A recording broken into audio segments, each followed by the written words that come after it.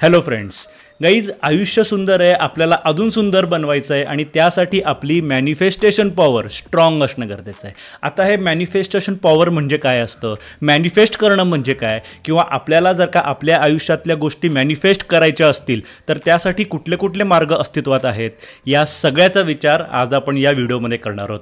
थोडक्यात आज या व्हिडिओमध्ये आपण मॅनिफेस्ट करण्याचे निरनिराळे मार्ग जाणून घेणार आहोत आणि त्याचबरोबर लॉ ऑफ अट्रॅक्शन या विषयाबद्दल देखील बऱ्याच काही गोष्टी जाणून घेणार आहोत. सो सुरुवात करूयात आजच्या व्हिडिओला.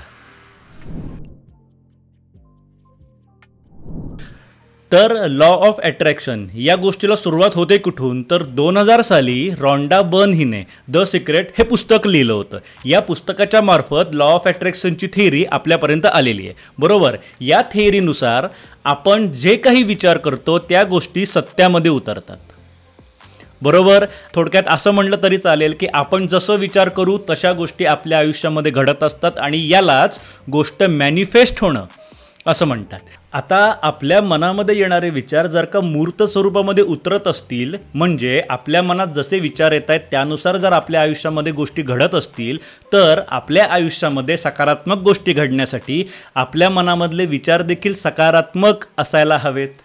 बरोबर, इथूनच पॉझिटिव्ह थिंकिंग या कन्सेप्टला सुरुवात होते. आपण जर का नकारात्मक विचार केला तर त्यानुसार आपल्या आयुष्यामध्ये नकारात्मक गोष्टी घडतात, पण जर आपण सकारात्मकतेने विचार केला तर आपल्या आयुष्यामध्ये घडणाऱ्या घटना देखील सकारात्मक असतात. ओके, आता काही गोष्टी अशा आहेत ज्या लॉ ऑफ अट्रॅक्शन संबंधी द सिक्रेट या पुस्तकामध्ये रॉन्डा बर्नने नाही सांगितलेल्या. म्हणजे कसं, तर त्या पुस्तकामध्ये रॉन्डा बर्न ही सांगते की कुठल्याही व्यक्तीच्या मनामध्ये एका दिवसामध्ये 60,000 विचार येत असतात. एकदम बरोबर, पण त्या पुस्तकात रॉन्डा बर्न हिने न सांगितलेली गोष्ट ही आहे की या 60,000 विचारांच्यापैकी 80% विचार मनुष्य स्वतःच्याही नकळत करत असतो. बरोबर, आपण आपल्याही नकळत आपल्या मनामध्ये काही विचार येत असतात आणि त्या विचारांचा रेशो हा 80% आहे. 80% आपल्या मनात येणारे 80% विचार आपल्याला माहिती देखील नसतात. याचा अर्थ असा होतो की माणसाच्या मनामध्ये येणारे केवळ 20% विचार मनुष्य कॉन्शियसली करत असतो, जाणून बुजून करत असतो. बरोबर, आणि जर असं असेल तर याचा अर्थ असा होतो की आपण जेव्हा पॉझिटिव्ह थिंकिंग करतो, सकारात्मक विचार करतो, तेव्हा हे 20% थॉट्सच केवळ सकारात्मक होतात. जे 80% विचार आपल्या मनामध्ये आपल्याही नकळत येत आहेत ते जर का नकारात्मक असतील तर. बरोबर, लॉ ऑफ अट्रॅक्शनच्या बाबतीमध्ये अनेक जण असं म्हणतात की हे नाही वर्क होत, तर अनेक जण असं म्हणतात की नाही हे वर्क होतं. ज्यांचे विचार मॅनिफेस्ट होत नाहीत त्यांचे विचार का मॅनिफेस्ट होत नाहीत, यामागचं मुख्य कारण म्हणजे त्यांच्या 80% थॉट्समध्ये 80% विचारांच्यामध्ये नकारात्मक विचारांची संख्या जास्त आहे आणि ते 80% विचार आपण आपल्याही नकळत करत असल्यामुळे आपण जेव्हा सकारात्मक विचार करतो तेव्हा फक्त 20% विचार तुमचे सकारात्मक होतात, उरलेले 80% विचार सकारात्मक होत नाहीत आणि त्यामुळे कितीही अफर्मेशन केलं तरीसुद्धा गोष्टी मॅनिफेस्ट होत नाहीत. येतंय लक्षात? तर ज्या लोकांचे विचार मॅनिफेस्ट होतात त्यांचे विचार कशामुळे मॅनिफेस्ट होतात, तर त्यांच्या 80% विचारांमध्ये सुद्धा 80% विचारांमध्ये सुद्धा सकारात्मक विचार आधीपासूनच असतात. म्हणजे जे विचार त्यांच्या मनामध्ये नकळत येत आहेत ते विचार देखील सकारात्मक असल्यामुळे उरलेले 20% विचार फक्त कॉन्शियसली सकारात्मक केल्यामुळे त्यांच्या आयुष्यामध्ये गोष्टी सकारात्मक मॅनिफेस्ट होतात. त्यांच्या मनामध्ये असलेल्या इच्छा मूर्त स्वरूपामध्ये उतरतात. याचा अर्थ असा होतो की 20% विचार तुम्ही कॉन्शियसली सकारात्मक करू शकता, पण उरलेले 80% विचार जे तुमच्याही मनामध्ये नकळत येत आहेत ते जर का नकारात्मक असतील तर ते सकारात्मक कसं काय करणार.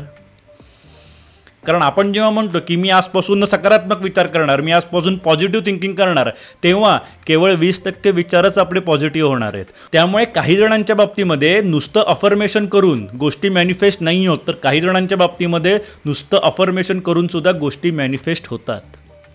सो सगळ्यात पहिल्यांदा आपण हा विचार करणं गरजेचं आहे की या 80% विचारांमध्ये जर का नकारात्मक विचार असतील तर त्यांना सकारात्मक करण्याचा मार्ग कुठला.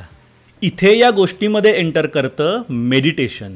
जर का आपल्या 80% विचारांच्या मध्ये, म्हणजे जे विचार आपल्या मनामध्ये आपल्याही नकळत येत आहेत त्या विचारांच्या मध्ये जर का नकारात्मक विचार असतील तर त्या नकारात्मक विचारांना सकारात्मक करण्याचं काम मेडिटेशन करतं.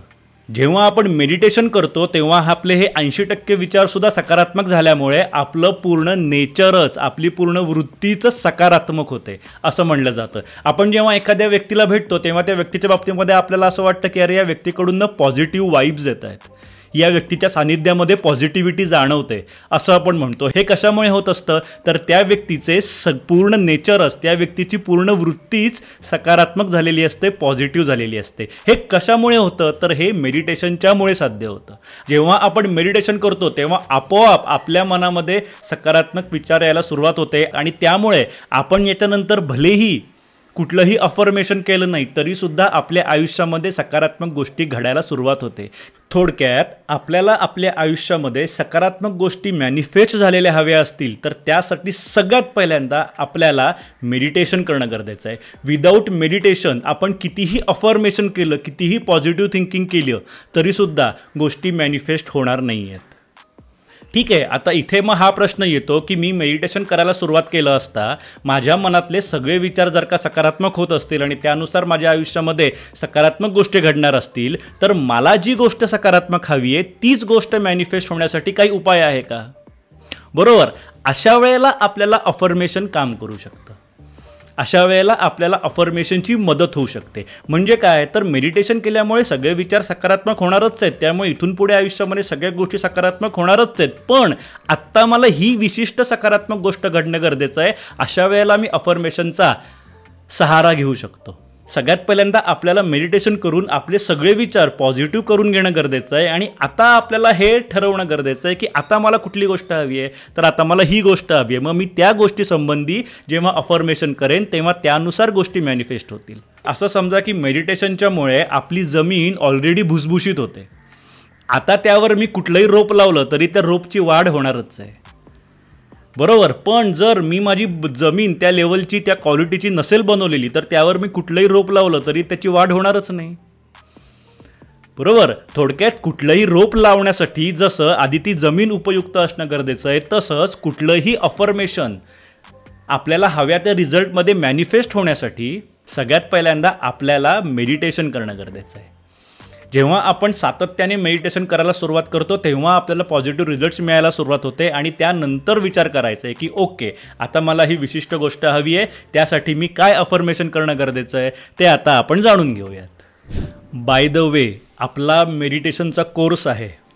ठीक आहे, आपला मेडिटेशनचा कोर्स आहे म्हणून मी मॅनिफेस्टेशनसाठी मेडिटेशन गरजेचं आहे असं सांगतोय असं नाही. तुम्ही आपला कोर्स करा किंवा अजून कोणाच्याकडे जाऊन तुम्ही मेडिटेशन शिकून घेतलं तरी चालेल, पण गाईज मॅनिफेस्टेशनसाठी मेडिटेशन करणं गरजेचं आहे. आपला मेडिटेशनचा कोर्स आहे, तुम्हाला हवा असेल तर तुम्ही तो करू शकता. त्याची लिंक मी या व्हिडिओच्या डिस्क्रिप्शनमध्ये देतोय. तिथे आपल्या कोर्सची सगळी माहिती उपलब्ध आहे.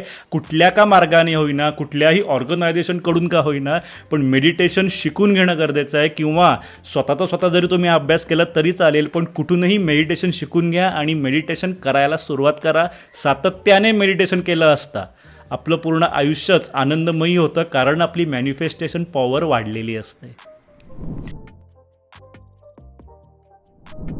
ओके, आता आपण असं गृहीत धरूयात की तुम्ही ऑलरेडी रेग्युलर मेडिटेशन करताय आणि त्यामुळे तुमची नेचर ऑलरेडी सकारात्मक झालेलं आहे. ठीक आहे, अशा केसमध्ये जर का आता आपल्याला आपल्या आयुष्यामध्ये काही विशिष्ट गोष्टी मॅनिफेस्ट करायच्या असतील तर त्यासाठी कुठले कुठले मार्ग आहेत ते मार्ग जाणून घेऊयात. त्यामधला सगळ्यात पहिला आणि अत्यंत महत्त्वाचा मार्ग म्हणजे सेल्फ टॉक. बरोबर गाईज, मी नेहमी असं सांगत आलेलो आहे की तुम्ही इतरांशी काय बोलता याहीपेक्षा महत्त्वाचं आहे तुम्ही स्वतःशी काय बोलता. बरोबर, तुम्ही स्वतःशी जे बोलता ते तुमच्या आयुष्यामध्ये मॅनिफेस्ट होणार आहे. तुम्ही इतरांशी काय बोलता ते तर मॅनिफेस्ट होणारच आहे, पण आपण जास्तीत जास्त काळ स्वतःबरोबर असतो. याचा अर्थ असा होतो की आपला जास्तीत जास्त संवाद हा स्वतःबरोबर असतो. बरोबर, आणि तुम्ही त्यामुळे स्वतःशी काय बोलताय हे खूप जास्त महत्त्वाचं आहे. तुमच्या आयुष्यामध्ये काय घडेल याचा विचार करता. त्यामुळे तुम्हाला सगळ्यात पहिल्यांदा स्वतःपासून सुरुवात करायची आहे की तुमच्या स्वतःबरोबर असलेला संवाद हा सकारात्मकच असायला हवा. ठीक आहे, स्वतःबरोबर असलेला संवाद म्हणजे काय तर तुम्ही स्वतःबद्दल काय विचार करताय. मी एक यशस्वी व्यक्ती आहे असा विचार तुम्ही स्वतःबद्दल करताय की मी एक नापास व्यक्ती आहे असा विचार तुम्ही स्वतःबद्दल करताय. थोडक्यात तुम्ही तुमच्या स्वतःशी काय बोलताय ते तुमच्या आयुष्यामध्ये सगळ्यात पहिल्यांदा मॅनिफेस्ट होणार आहे. तुम्ही जर का स्वतःला असं सांगत असाल की माझं आयुष्य खूप छान आहे, माझं आयुष्य खूप सुंदर आहे, तर तुमचं आयुष्य खरंच सुंदर होणार आहे. यालाच मॅनिफेस्टेशन असं म्हणतात, यालाच लॉ ऑफ अट्रॅक्शन असं म्हणतात. तुम्ही जो विचार करताय तो विचार तुमच्या आयुष्यामध्ये मूर्त स्वरूपामध्ये उतरणार आहे. बरोबर. तुम्ही जर का दरवेळेला छोटीशी जरी नकारात्मक गोष्ट घडल्यानंतर माझ्याच बाबतीमध्ये दरवेळेला असं का होतं असं म्हणत असाल, तर याचा अर्थ तुम्ही एक विशिष्ट अफर्मेशन केलेलं आहे आणि ते आता मॅनिफेस्ट होणार आहे. माझ्याच बाबतीमध्ये दरवेळेला असं घडतं हा विचार तुमच्या मनामध्ये आलाय आणि तो आता परत परत मॅनिफेस्ट होणार आहे. म्हणजे तुमच्याच बाबतीमध्ये दरवेळेला असं घडतं म्हणून तुमच्या मनामध्ये विचार नाही आलेला, तुमच्या मनामध्ये हा विचार आलाय म्हणून तुमच्या आयुष्यामध्ये दरवेळेला असं घडतंय. बरोबर. तुम्ही तुमच्या मनामध्ये येणाऱ्या विचारांसाठी तुमच्या आयुष्यात घडणाऱ्या घटनांना जबाबदार नाही धरू शकत, तर तुमच्या आयुष्यामध्ये घडणाऱ्या गोष्टींसाठी तुम्ही तुमच्या विचारांना जबाबदार धरणं गरजेचं आहे. तुम्ही जो विचार कराल त्या गोष्टी तुमच्या आयुष्यामध्ये उतरणार आहेत. बरोबर. त्यामुळे ज्या लोकांना हे वाक्य बोलायची सवय असते की दरवेळेला माझ्याच बाबतीमध्ये का असं घडतं, त्यांना मी हे सांगू इच्छितो की तुमच्याच बाबतीमध्ये फक्त असं नाही घडत आहे, अनेकांच्या बाबतीमध्ये असं घडतं. त्याचबरोबर तुमच्या बाबतीमध्ये फक्त नकारात्मकच नाही घडत आहे, तुमच्या आयुष्यामध्ये अनेक पॉझिटिव्ह गोष्टी घडलेल्या असतील. तुम्ही जर त्यावर लक्ष केंद्रित केलं तर तुमच्या लक्षामध्ये येईल की तुमच्या आयुष्यामध्ये सकारात्मक गोष्टी घडलेल्या आहेत. त्याच्यावर विचार करा, त्या गोष्टी तुमच्या मनामध्ये असू देत, म्हणजे त्या गोष्टी मॅनिफेस्ट होऊन त्या गोष्टी मल्टिप्लाय व्हायला सुरुवात होतील. जर का तुमच्या आयुष्यामध्ये एवढंसं जरी सकारात्मक घडल्याबद्दल तुम्ही जर का ते सेलिब्रेट केलं तर तुमच्या आयुष्यामध्ये त्या पॉझिटिव्ह गोष्टी देखील वाढण्याची शक्यता असते. ठीक आहे, आम्ही कायम असं म्हणतो की तुम्ही तुमच्या आयुष्यामध्ये जे सेलिब्रेट करता ती गोष्ट वाढत जात असते. सेलिब्रेट करणं म्हणजे काय, तर तुम्ही कुठलीही गोष्ट, म्हणजे अगदी मला रस्त्यामध्ये एखादी गोष्ट दिसली आणि मी एकदम त्या गोष्टीचा फोटो काढून जर का माझ्या कुठल्या तरी मित्रमैत्रिणींना जर का तो फोटो सेंड केला, शेअर केला, तर हे सुद्धा सेलिब्रेशन झालं. आता मला तशा गोष्टी परत परत रस्त्यामध्ये दिसण्याची शक्यता वाढत जाते. येते लक्षात. याला सेलिब्रेशन असं म्हणतात. तुम्ही आयुष्यात काय सेलिब्रेट करताय हे खूप महत्त्वाचं आहे आणि शेअरिंग हा सेलिब्रेशनचाच एक भाग आहे. त्यामुळे सगळ्यात पहिली गोष्ट लक्षात ठेवा की तुम्ही स्वतःशी काय बोलताय हे खूप महत्त्वाचं आहे. त्यानुसार तुमच्या आयुष्यामध्ये गोष्टी घडणार आहेत. आणि त्यामुळे अफर्मेशनचा किंवा आपल्या आयुष्यामध्ये सकारात्मक गोष्टी मॅनिफेस्ट होण्याचा सगळ्यात पहिला मार्ग तो म्हणजे नियमित रोज सकाळी उठल्यावर आणि झोपायच्या आधी स्वतःला हे सांगायला सुरुवात करा की सगळं छान चालू आहे, आयुष्य सुंदर आहे, हे स्वतःला सांगायला सुरुवात करा. दिवसभरामध्ये सुद्धा तुम्ही जेव्हा जमेल तेव्हा, जेव्हा आठवेल तेव्हा तुम्ही स्वतःला हे सांगू शकता की सगळं छान चालू आहे, आयुष्य सुंदर आहे, सगळं व्यवस्थित चालू आहे, माझं आयुष्य आनंदमयी आहे, all is well, all is वेल.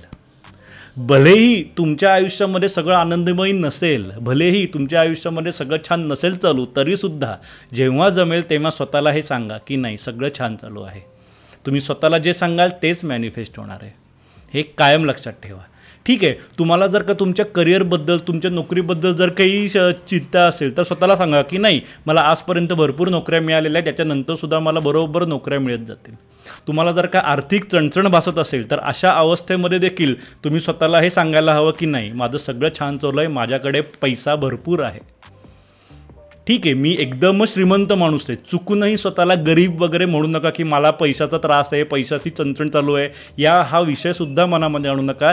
जेव्हा तुम्ही हे कॉन्शियसली कराल, तुम्हाला जी सवय लागलेली आहे ती सवय मोडणं, तुम्हाला नकारात्मक विचार करायची सवय लागलेली आहे ती सवय मोडण्यासाठी तुम्हाला कॉन्शियसली सकारात्मक विचार करणं गरजेचं आहे. त्यामुळे सकाळी उठल्यानंतर आणि रात्री झोपायच्या आधी तर तुम्हाला स्वतःला सकारात्मक गोष्टी सांगायच्याच आहेत, पण तुम्हाला पूर्ण दिवसभरामध्ये सुद्धा जेव्हा जमेल, जेव्हा आठवेल तेव्हा स्वतःला हे सांगायचं आहे की आयुष्य सुंदर आहे, आपल्याला अजून सुंदर बनवायचं आहे, आयुष्यात सगळं छान चालू आहे, रिलेशनशिप वाईज माझ्या आयुष्यामध्ये सगळं छान चालू आहे, करिअर वाईज माझ्या आयुष्यामध्ये सगळं छान चालू आहे, आर्थिक गोष्टी एकदम सुरळीतपणे सुरू आहेत.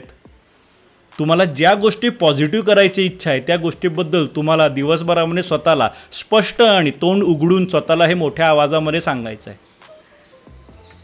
ठीक आहे. सो सगळ्यात पहिला मार्ग म्हणजे तुम्ही स्वतःला जे सांगताय ते सकारात्मक सांगा. त्याचा तुमच्या परिस्थितीशी काही संबंध नाही, परिस्थिती कशीही असो तुम्ही स्वतःला सकारात्मक सांगा, हा सगळ्यात पहिला मार्ग. आता याच्यानंतरचा अफर्मेशनचा किंवा मॅनिफेस्टेशनचा असं म्हणू महत्त्वाचा मार्ग तो म्हणजे प्रार्थना करणे. ठीक आहे गाईज, आपल्या संस्कृतीमध्ये देवासमोर हात जोडून कुठलीही प्रार्थना करणं हे सांगण्यात आलेलं आहे, बरोबर. याचा संबंध लॉ ऑफ अट्रॅक्शनशी येतो. हे एक अफर्मेशन आहे. आपण जेव्हा सातत्याने देवासमोर हात जोडून देवाला काही गोष्ट सांगत असतो तेव्हा थोडक्यात आपण स्वतःलाच सांगत असतो किंवा त्यानुसार आपल्या मनामध्ये आपण विचार निर्माण करत असतो. ठीक आहे, याच्या मागे काय घडतं हे आत्ता नको जाणून घ्यायला. आत्ता फक्त आपण हे डोक्यात ठेवूयात की देवाच्याकडे एखाद्या गोष्टीची प्रार्थना केली, एखाद्या गोष्टीची मागणी केली तर ती मागणी सत्यामध्ये उतरते. ती मागणी तुमची पूर्ण झाल्याशिवाय राहत नाही आणि याच्या मागे लॉ ऑफ अट्रॅक्शन आहे. ठीक आहे, सो अफर्मेशनचा हा एक अत्यंत महत्त्वाचा मार्ग आहे की तुम्हाला सातत्याने सकाळी उठल्यानंतर आणि रात्री झोपायच्या आधी हात जोडून तुमचं जे कुठलं आराध्य दैवत असेल त्या दैवताला तुम्हाला प्रार्थना करायची आहे. या प्रार्थनेमार्फत तुम्हाला देवाला दोन गोष्टी सांगायच्यात. एक म्हणजे आजपर्यंत तुम्हाला तुमच्या आयुष्यामध्ये जे काही मिळालं त्याबद्दल तुम्ही कृतज्ञ आहात आणि त्याचबरोबर तुम्हाला याच्यानंतर देखील एक विशिष्ट गोष्ट देवाकडून मिळणार आहे आणि त्यासाठी देखील तुम्ही आधीपासूनच कृतज्ञ आहात. ठीक आहे, याला लॉ ऑफ अट्रॅक्शन संबंधीच थँक्स गिव्हिंगची कन्सेप्ट म्हणतात. जेव्हा तुमच्या मनामध्ये एखाद्या गोष्टीबद्दल कृतज्ञतेची भावना असते तेव्हा त्या गोष्टी देखील आयुष्यामध्ये वाढत जायला सुरुवात होते, बरोबर. आणि त्यामुळे जेव्हा केव्हा तुम्ही देवाची प्रार्थना कराल तेव्हा तेव्हा तुम्हाला हेच सांगायचं आहे की आजपर्यंत जे काही मिळालं त्याबद्दल तुमच्या मनामध्ये थँक्स गिव्हिंगची भावना आहे आणि त्याचबरोबर याच्यानंतर देखील तुम्हाला एक विशिष्ट गोष्ट मिळणार आहे. कुठली विशिष्ट गोष्ट, तर जी तुम्हाला हवी आहे ती. ठीक आहे, ती गोष्ट तुम्हाला ऑलरेडी मिळालेली आहे असं समजून जरी तुम्ही त्याच्याबद्दलची तुमची भावना व्यक्त केली तरी पण चालू शकते, किंवा ती जी गोष्ट मिळणार आहे ती गोष्ट कधीही मिळाली तरी आत्तापासूनच तुमच्या मनामध्ये कृतज्ञतेची भावना आहे असं तुम्ही देवाला सांगू शकता. हे देखील लॉ ऑफ अट्रॅक्शन आहे. याला देखील एक प्रकारचं अफर्मेशनच म्हणतात. ठीक आहे, अशा पद्धतीने देखील तुम्ही अनेक गोष्टी तुमच्या लाईफमध्ये मॅनिफेस्ट करू शकता. फक्त यामध्ये सातत्य हवं, नियमित सकाळ संध्याकाळ. आता याला किती वेळ लागतो, तुम्ही एखादी गोष्ट जर का अफर्मेशन करायला सुरुवात केली तर ते मॅनिफेस्ट व्हायला किती वेळ लागतो ते सांगता येत नाही. तुम्ही किती सातत्याने करताय, किती डेडिकेटली करताय यावर देखील अवलंबून आहे आणि त्याचबरोबर तुम्हाला मेडिटेशनचा किती फायदा होतोय, तुम्ही किती सकारात्मक झालेले आहात यावर देखील अवलंबून आहे की ती गोष्ट मॅनिफेस्ट व्हायला किती वेळ लागतो. बऱ्याच वेळेला जेव्हा आपण एखादी मोठी गोष्ट मॅनिफेस्ट करण्याचा प्रयत्न करत असतो तेव्हा एखाद्या वर्षभरामध्ये ती गोष्ट मॅनिफेस्ट होते. फॉर एक्झाम्पल, तुम्हाला जर का कार घ्यायची असेल, तुम्हाला एखादं घर घ्यायचं असेल किंवा तुम्ही रिलेशनशिपसाठी तुम्हाला जर का लग्न करायचं असेल तर या गोष्टींसाठी वगैरे देखील तुम्ही अफर्मेशनचा सहारा घेऊ शकता आणि वर्षभरामध्ये त्या गोष्टी मॅनिफेस्ट झाल्याची उदाहरणं आहेत. म्हणजे जी गोष्ट गेली वर्षानुवर्ष होत नव्हती, तुम्ही करण्याचा प्रयत्न करत होता, ती गोष्ट या माध्यमातून पुढच्या 1 वर्षामध्ये मॅनिफेस्ट होऊ शकते. फक्त अट एकच आहे की तुम्ही सातत्याने हे करत राहणं गरजेचं आहे. पुढच्या वर्षभरामध्ये ती गोष्ट नक्की मॅनिफेस्ट होते. मॅनिफेस्टेशनचा याच्यानंतरचा मार्ग म्हणजे लिहून काढणे, बरोबर. हा मार्ग गाईज अनेक जण यूज करतात आणि हा अत्यंत इफेक्टिव्ह वे आहे तुम्हाला हवी असलेली गोष्ट मॅनिफेस्ट करण्याचा. ठीक आहे, माझा स्वतःचा लॉ ऑफ अट्रॅक्शनवर पूर्ण विश्वास आहे. मी आजपर्यंत माझ्या आयुष्यामध्ये अनेक गोष्टी मॅनिफेस्ट केलेल्या आहेत आणि त्यासाठी मी लिहून काढणं या मार्गाचा वापर केलेला आहे. त्यामुळे हा मार्ग तर 100% लागू होतो, याचा 100% रिझल्ट मिळतात. आता लिहून काढायचं म्हणजे कशा पद्धतीने लिहून काढायचं, तर आपल्याला एखादी गोष्ट जर हवी असेल तर ती गोष्ट ऑलरेडी मिळालेली आहे असं समजून ते लिहून काढायचं. लिहून काढताना सुद्धा एका विशिष्ट पद्धतीने लिहिलं जातं. म्हणजे कसं, तर आपल्याला हवी असलेली गोष्ट ऑलरेडी मिळालेली आहे असं आपल्याला दिवसात 3 वेळेला लिहायचं आहे. ठीक आहे, हे लिहिण्याचे 2 मार्ग शक्यतो वापरले जातात, ते म्हणजे 369 किंवा 555. म्हणजे काय, तर सकाळी उठल्यानंतर सकाळच्या नाश्त्यानंतर तुम्हाला हवी असलेली गोष्ट मिळालेली आहे असं समजून ती गोष्ट 3 वेळेला लिहायची. दुपारच्या जेवणानंतर 6 वेळेला लिहायची आणि रात्रीच्या जेवणानंतर 9 वेळेला लिहायची. किंवा सकाळी उठल्यानंतर 3 वेळेला लिहा, दिवसभरामध्ये परत एकदा 6 वेळेला लिहा आणि रात्री झोपायच्या आधी 9 वेळेला लिहा. ठीक आहे. किंवा अजून एक मार्ग म्हणजे 5-5-5. सकाळी 5 वेळेला लिहा, दुपारी 5 वेळेला लिहा आणि संध्याकाळी 5 वेळेला लिहा. याला 5-5-5 ची टेक्निक असं म्हणतात. तर 3 वेळेला लिहिणं, 6 वेळेला लिहिणं आणि 9 वेळेला लिहिणं याला 3-6-9 ची टेक्निक असं म्हणलं जातं. बरोबर. या दोन्ही मार्गांनी तुम्हाला हवी असलेली गोष्ट मॅनिफेस्ट होऊ शकते. त्यासाठी देखील अत्यंत महत्त्वाची अट आहे, ते म्हणजे सातत्य. जेव्हा तुम्ही हे मॅनिफेस्टेशनचं टेक्निक, जेव्हा तुम्ही हे अफर्मेशनचं टेक्निक सातत्याने फॉलो करता, तेव्हा तुम्हाला हव्या असलेल्या गोष्टी मॅनिफेस्ट होतात. ठीक आहे. आता त्यामध्ये सुद्धा अजून डीप गोष्टी आहेत की तुम्ही कशा पद्धतीने मॅनिफेस्ट करणं गरजेचं आहे किंवा कशा पद्धतीने लिहिणं गरजेचं आहे. उदाहरणार्थ, मला जर का आर्थिक चणचण जाणवत असेल आणि असं असताना जर का माझी अशी इच्छा आहे की मला दर महिन्याला 1 लाख रुपये मिळावेत, तर अशा वेळेला मला दर महिन्याला 1 लाख रुपये मिळालेले आहेत असं नाही लिहायचं आहे. आपल्याला आजच्या महिन्यापुरता विचार करायचा आहे. मला या महिन्यामध्ये 1 लाख रुपये मिळालेले आहेत हे तुम्हाला लिहायचं आहे. 3 वेळेला, 6 वेळेला, 9 वेळेला किंवा 5 वेळेला, 5 वेळेला, 5 वेळेला.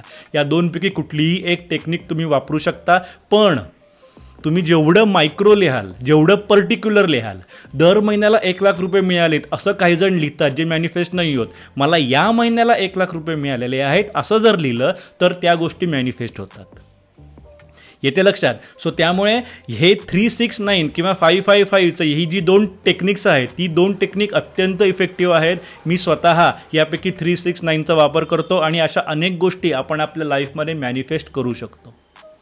आता याचा फायदासुद्धा हळूहळू व्हायला सुरुवात होतो. म्हणजे कसं, तर समजा जसं आत्ता मी सांगितलं की एखाद्या व्यक्तीला आर्थिक चणचण भासत असेल आणि असं असताना जर त्यांनी लिहायला सुरुवात केलं की या महिन्याला मला 1 लाख रुपये मिळालेले आहेत.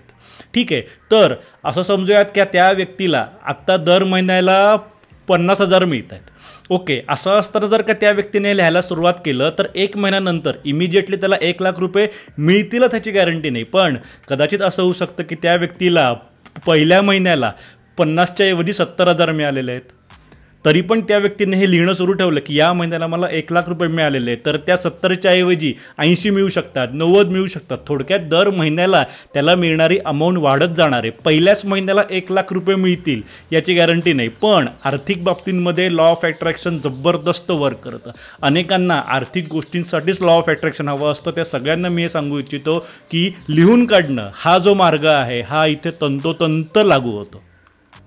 येते लक्षात. पण त्याच्यासाठी सुद्धा तुम्हाला सातत्य आणि पेशन्स या 2 गोष्टी अत्यंत तंतोतंत फॉलो करणं गरजेचं आहे. आता एखादी गोष्ट मॅनिफेस्ट करण्याचा चौथा मार्ग तो म्हणजे ओ होप नोप. ओके. काही जण याला ओ होप ओनो असं देखील म्हणतात, तर काही जण ओ होप नोप असं म्हणतात. आपण इथे ओ होप नोप असं म्हणणार आहोत. ठीक आहे. काय आहे हे ओ होप नोप? आता याच्या इतिहासामध्ये आपण जाणार नाही आहोत की या मार्गाचा शोध कोणी लावला, मग ते कसं भारतामध्ये आलं वगैरे वगैरे आत्ता मी सांगत नाही. मी आत्ता तुम्हाला डिरेक्टली हे सांगू इच्छितो की ओ होप नोप म्हणजे काय. बरोबर. आता असं समजा की ओ होप नोप हे तुमचं रिलेशन, कुठल्याही गोष्टीबद्दल असलेलं रिलेशन इम्प्रूव्ह करण्यासाठी आहे. बरोबर. रिलेशन हे आपलं फक्त एखाद्या व्यक्तीबरोबरच असतं का? नाही. एखाद्या वस्तूबरोबर सुद्धा रिलेशन असतं, एखाद्या स्थितीबद्दल देखील रिलेशन असतं. म्हणजे कसं, तर माझ्या आयुष्यामध्ये आर्थिक स्थिती जर का बिकट असेल तर याचा अर्थ असा होतो की माझं या पैशाबरोबर असलेलं नातं थोडंसं बिघडलेलं आहे. माझं आणि पैशाचं रिलेशनशिप हे कुठेतरी बिघडलेलं आहे असा याचा अर्थ होतो. बरोबर. थोडक्यात कुठल्याही गोष्टीशी असलेलं तुमचं नातं इम्प्रूव्ह करण्यासाठी म्हणून ओ होप नोप या टेक्निकचा वापर करण्यात येतो. आता हे रिलेशनशिपमध्ये सुद्धा लागू होतं. म्हणजे तुमचं जर का एखाद्या व्यक्तीबरोबर असलेलं नातं जर का बिघडलेलं असेल तर त्या बाबतीमध्ये ओ होप नोपचा वापर करण्यात येतो, जेणेकरून त्या व्यक्तीबरोबर असलेलं तुमचं नातं इम्प्रूव्ह होऊ शकतं. येते लक्षात. पण ते नातं इम्प्रूव्ह करण्याची तुमची स्वतःची इच्छा असायला हवी. जर तुमची स्वतःची इच्छा असेल तर तेव्हा समोरून तुम्हाला तसा रिझल्ट मिळेलच असं नाही. अशा वेळेला ओ होप नोप या मार्गाचा वापर करण्यात येतो आणि त्याचा फायदा देखील होतो. ओके. आता काय असतं या ओ होप नोपमध्ये? तर ओ होप नोप हे सुद्धा प्रार्थना करण्यासारखंच आहे. म्हणजे काय, तर यामध्ये सुद्धा रोज सकाळी उठल्यानंतर आणि रोज रात्री झोपायच्या आधी 4 वाक्य म्हणण्यात येतात. कुठली ती 4 वाक्य? तर ती 4 वाक्य आहेत I am sorry, please forgive me, thank you आणि आय लव्ह यू. ओके. ही 4 वाक्य आपल्याला हव्या त्या गोष्टीचा उल्लेख करून जेव्हा आपण म्हणतो तेव्हा त्या गोष्टीबरोबर आपलं रिलेशनशिप सुधारायला सुरुवात होते. उदाहरणार्थ जर का मला आर्थिक चणचण जाणवत असेल तर याचा अर्थ असा होतो की माझं आणि या पैशाचं नातं हे बिघडलेलं आहे. असं असताना मी I am sorry money, please forgive me money, thank you money, I love you money ही 4 वाक्य जेव्हा सातत्याने बोलतो तेव्हा माझं आणि त्या पैशाचं नातं सुधारायला सुरुवात होते आणि मग माझ्या आयुष्यामध्ये आर्थिक भरभराट व्हायला सुरुवात होते. हे समजायला तेवढं लॉजिकल नाही आहे, पण गाईज याचासुद्धा फायदा होतो. शेवटी it's all about our psychology, psychological पॅटर्नशी संबंधित लॉ ऑफ अट्रॅक्शनचा सगळा खेळ आहे. तिथे काय सायकोलॉजिकल पॅटर्नशी गोष्टी घडतात ते मी इथे सगळं एक्सप्लेन करायला बसलो तर 2 तासाचा व्हिडिओ होईल. त्यामुळे मी इथे नक्की काय घडतं आपल्या इथे ते सांगत नाही आहे, तर इथे मी केवळ एवढंच सांगू इच्छितो की याचा फायदा होतो तुमचं आणि या पैशाचं नातं जेव्हा सुधारतं तेव्हा ॲक्च्युअल आपल्या आयुष्यामध्ये आर्थिक भरभराट व्हायला सुरुवात होते. आता अनेकांना असं वाटेल की यामध्ये आय एम सॉरी का, प्लीज फॉरगिव्ह मी का, म्हणजे माझं ज्या गोष्टीबरोबरचं नातं बिघडलेलं आहे त्यामध्ये माझी काय चूक आहे, बरोबर, किंवा मी का माफी मागायची. तर गाईज ओ होपनोप ही टेक्निक आपल्याला हेच सांगते की सगळ्यात पहिल्यांदा तुमच्या आयुष्यातल्या कुठल्याही गोष्टीची जबाबदारी तुम्ही स्वतः उचला. माझ्या आयुष्यामध्ये जे काही छान चालू आहे त्याचं सगळं श्रेय मला जातं, तर माझ्या आयुष्यामध्ये जे काही छान नाही चालू त्यासाठी देखील मीच जबाबदार आहे. आपल्या आयुष्यातल्या कुठल्याही गोष्टीसाठी आपण इतरांना जबाबदार धरू शकत नाही. आणि त्यामुळे ही वाक्य म्हणताना आपल्याला हेच म्हणणं गरजेचं आहे की please forgive me, I am sorry का, तर जर का बिघडलेलं असेल तर तो दोष पूर्णपणे माझा. त्याचबरोबर थँक्यू, आय लव्ह यू का, जर का चांगलं असेल तर त्याचं श्रेय देखील आपलं स्वतःचं. आणि या दृष्टीने विचार करता ही 4 वाक्य आपल्याला म्हणणं अत्यंत गरजेचं आहे. हे आपण फक्त पैशाच्याच बाबतीमध्ये करू शकतो असं नाही, तर एखाद्या व्यक्तीच्या बाबतीमध्ये देखील करू शकतो. समजा माझ्या वडिलांबरोबरचं नातं बिघडलेलं असेल आणि जर माझी इच्छा आहे की माझं आणि माझ्या वडिलांचं नातं इम्प्रूव्ह व्हावं तर त्यावेळेला मी याचा फायदा करू शकतो. रोज सकाळी उठल्यानंतर मी ही 4 वाक्य रिपीटेडली म्हणणार आहे. रिपीटेडली म्हणजे किती वेळेला, तर कमीत कमी 100 वेळेला. अंथरुणावर बसल्याच आपण 100 वेळेला ही 4ही वाक्य बोलू शकतो. त्याला जास्त वेळ लागत नाही, मोजून 10 मिनटं पण लागत नाहीत. ओके, एवढा वेळ आपण आपल्या आयुष्यामधल्या एका महत्त्वाच्या गोष्टीसाठी नक्कीच देऊ शकतो. काय करायचं आहे, काही नाही करायचं. सकाळी उठल्यानंतर अंथरुणामध्ये बसूनच 10 मिनटं आपल्याला ही 4ही वाक्य 100 वेळेला म्हणायची आहेत. समजा मला माझ्या वडिलांबरोबरचं नातं सुधारायचं असेल तर ती वाक्य अशी असतील: आय एम सॉरी बाबा, प्लीज फॉरगिव्ह मी बाबा, थँक्यू बाबा, आय लव्ह यू बाबा. ही 4ही वाक्य तुम्हाला रिपीटेडली म्हणायची आहेत 100 वेळेला. यामध्ये तुम्हाला जर असं वाटत असेल की मला वडिलांबरोबरचं नातं सुधारायचं आहे पण मी स्वतः इनिशिएट नाही घेणार, काही हरकत नाही. तुम्ही वाक्य म्हणायला सुरुवात करा. आपोआप अशा गोष्टी घडायला लागतील की तुमचं आणि तुमच्या वडिलांचं नातं आपोआप इम्प्रूव्ह होईल. तुम्हाला स्वतःहून त्यांना फोन करायची गरज नाही, तुम्हाला स्वतःहून त्यांना भेटायला जायची गरज नाही, तुम्हाला काही करायची गरज नाही. तुम्ही फक्त रोज सकाळी उठल्यानंतर आणि रोज रात्री झोपायच्या आधी 10-10 मिनटं ही 4 वाक्य जेव्हा रिपीट मोडवर म्हणता, मनापासून म्हणता, तेव्हा त्या गोष्टीबरोबर असलेलं आपलं नातं सुधारायला मदत होते. त्या गोष्टीबरोबरचं आपलं नातं सुधारत जातं आणि ज्या गोष्टीबरोबर आपलं नातं सुधारलेलं असतं ती गोष्ट आपल्या आयुष्यामध्ये भरपूर येते लक्षात. मग तो पैसा असो किंवा एखादी व्यक्ती असो किंवा अजून कुठली गोष्ट असो. समजा आता हे जे ओ होपनोप आहे हे अनेक वेळेला आपल्या स्वतःच्या हेल्थबद्दल देखील लागू करण्यात येतं. माझं जर का स्वास्थ्य बरोबर नसेल, मला जर का काही आजार होत असतील तर या बाबतीमध्ये देखील याचा अर्थ असा होतो की माझं आणि माझ्या स्वास्थ्याचं नातं बिघडलेलं आहे. अशा वेळेला मी इथे देखील ओ होपनोपचा वापर करू शकतो. म्हणजे काय, तर काही नाही, रोज सकाळी उठल्यानंतर आणि रात्री झोपायच्या आधी 10 मिनटं मला ही 4ही वाक्य बोलायची आहेत. फक्त तिकडे मनी किंवा बाबाच्या जागी माझं स्वास्थ्य, माझं आरोग्य किंवा हेल्थ हे शब्द वापरायचे आहेत.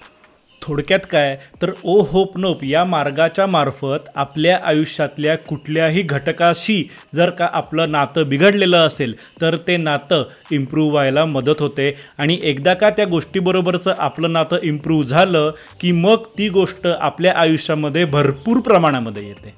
बरोबर, यालाच मॅनिफेस्ट होणं असं म्हणतात. तुम्ही तुमच्या इथे काय ठेवलेलं आहे यावर खूप अवलंबून आहे की तुमच्या आयुष्यामध्ये काय असेल. येते लक्षात. आणि त्यामुळे सगळ्यात महत्त्वाची गोष्ट म्हणजे लॉ ऑफ अट्रॅक्शन किंवा मॅनिफेस्टेशन, अफर्मेशन याच्या माध्यमातून आपण आपल्या आयुष्यातल्या अनेक गोष्टी इम्प्रूव्ह पण करू शकतो, अनेक नवीन गोष्टी मिळवू पण शकतो. फक्त आपल्या इथे काय आहे यावर सगळा खेळ अवलंबून आहे.